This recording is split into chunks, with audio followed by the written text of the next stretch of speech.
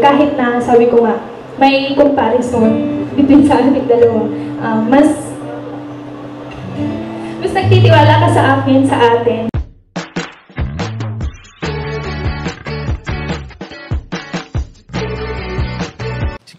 Si Kuya Jens, ano yan, reactor natin yan.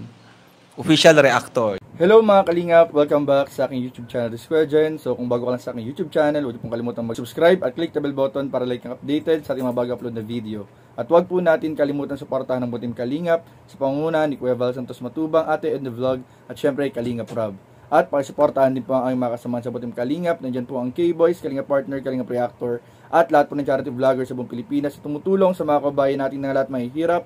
Suportahan po natin lahat, guys. So ngayon mga kalingap ay pag-uusapan po natin yung naging mensahe po ni Carla Topular doon sa nakaraang birthday celebration po ni Viancy, dahil ito nga po mga kalingap ay may parte po ng mensahe po ni Carla na naging usap-usapan po sa ilang mga taga-suporta at mga manonood po mga kalingap na nakita po natin kanina sa intro. At hindi po lingid sa ating kaalaman mga kalingap, noong mga nakaraang araw ay nagkaroon nga po ng ilang mga issue o nagkaroon nga po mga kalingap ng kumbaga yung ibang sabihin na natin mga kalingap, yung may mga umattend na may mga nabanggit na hindi maganda, pero nalinaw naman na po, naayos na po, natapos na po mga kalingap.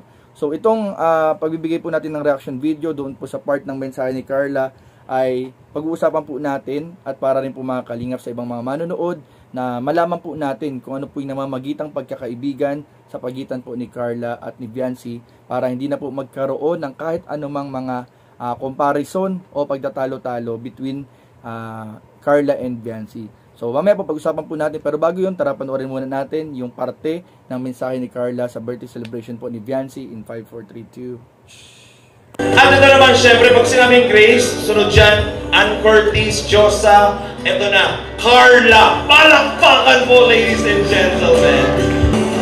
Good evening po sa ating lahat. Yan. Happy birthday, baby. Sobrang ganda mo ngayon.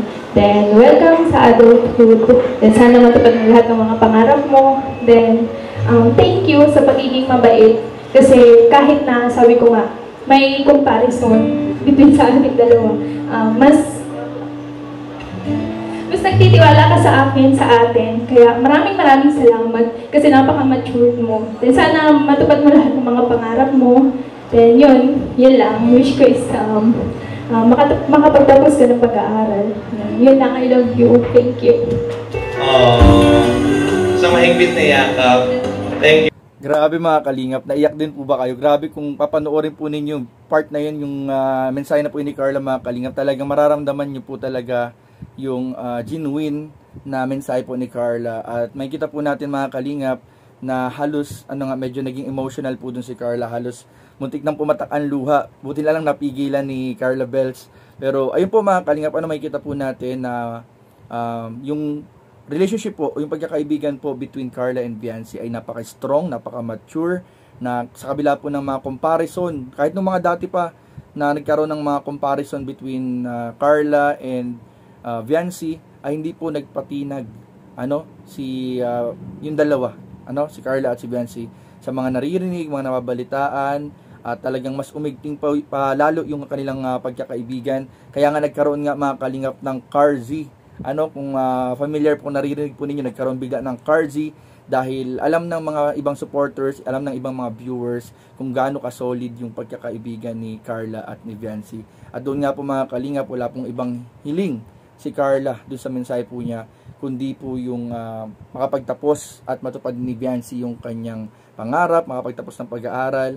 At syempre tayo din mga kalingap na nagmamahal kay Carla at sumusuporta kay Carla, ay wala din tayong ibang gusto para sa kanya kundi yung matupad lahat ng pangarap niya at makapagtapos din siya ng kanyang pag-aaral mga kalingap. At kitang-kita naman po natin mga kalingap na ayun nga po yung pagkakaibigan nila, na sana po ay maging simula na para matigil na po yung mga comparison, hindi lamang between Carla and Viancy, kundi po kahit na po sa ibang mga kalingap angels, dahil yung pong pagkakaibigan ng mga angels ay solid na po, talagang nasubok na ng panahon at matagal na po na pinagtibay talaga mga kalingap ng mga pagsubok.